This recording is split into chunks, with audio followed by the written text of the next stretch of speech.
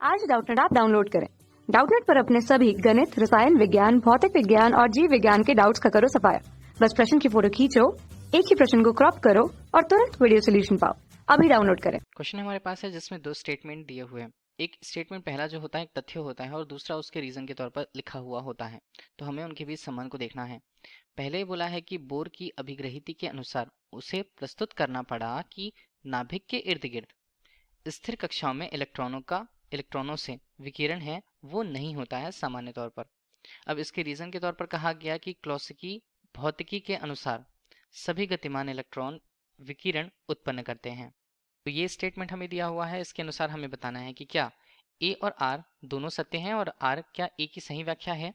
दूसरा, ए और आर दोनों सत्य हैं परंतु आर क्या ए की सही व्याख्या नहीं है, ये बोला जा रहा है। तीसरा है ए सत्य है परंतु आर असत्य। और चौथे विकल्प में बोला है कि ए और आर दोनों असत्य हैं। तो सबसे पहला स्टेटमेंट जो था वो बोर ने अभी अपने हाइड्रोजन परमाणु के लिए बोहर परमाणु मॉडल के रूप में क्वांटम भौतिकी के अनुसार अपना नियम दिया था। तो उनके बोर के परमाणु मॉडल के अनुसार कुछ तथ्य थे वो हमें यहाँ पर लिखने होंगे। परमाणु मॉडल के अनुसार उनके कुछ तथ्य यहाँ पर थे, नियम थे जिसे हम लिखते हैं। तो पहला नियम ये बताया गया था कि परमाणु जो है उसका जो समस्त द्रव्यमान होता है, परमाणु के लिए उसका जो कुल द्रव्यमान है वो और समस्त धन आवेश जो है वो उसके नाभिक पर केंद्रित होता है। तो नाभिक पर हम ये कह सकते हैं कि उसका कुल द्रव्यमान अगर हम उसे कैपिटल एम के रूप में प्रस्तुत करें और प्लस कुल जो धन आवेश प्लस चार्ज जो होते हैं वो उसके नाभिक पर ही होते हैं, ये कहा गया था। दूसरे स्टेटमेंट के अनुसार उन्होंने ये कहा कि इलेक्ट्रॉन जो है, इलेक्ट्रॉन तथा नाभिक एक दूसरे से एक नियत दूरी पर है।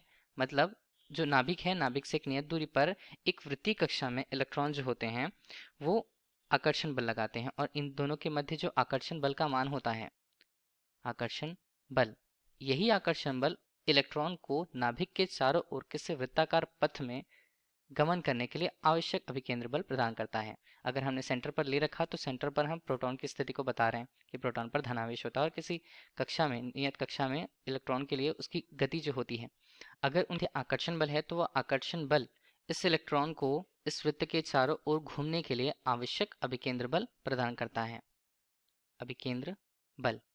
ठीक है, ये उनके दूसरे स्टेटमेंट में कहा गया। तीसरे स्टेटमेंट बताया गया था कि इलेक्ट्रॉन जो है किसी भी कक्षा में गति नहीं करते हैं नाभिक के चारों ओर, किसी स्थायी कक्षा में गति करते हैं।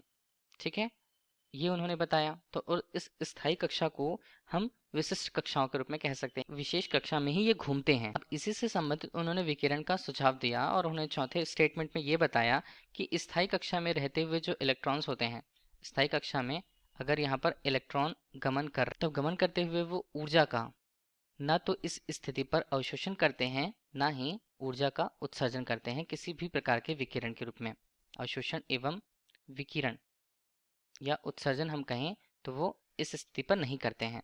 कब करते हैं?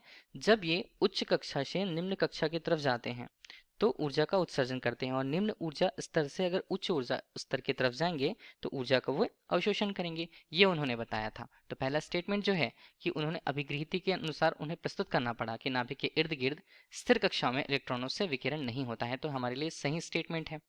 अब बोला है कि यहाँ पर क्लासिकल भौतिकी के अनुसार सभी गतिमान इलेक्ट्रॉन विकिरण उत्पन्न करते हैं। देखिए, गतिमान इलेक्ट्रॉन अगर किसी नियत दिशा पर गमन कर रहे हैं, ठीक है, और इस तरह जहां ऊर्जा स्तर में परिवर्तन होता है तभी इलेक्ट्रॉन वहां पर ऊर्जा का या हम कह सकते हैं ऊष्मा का विकिरण उत्पन्न करते हैं या विकिरण उत्सर्जित करते हैं।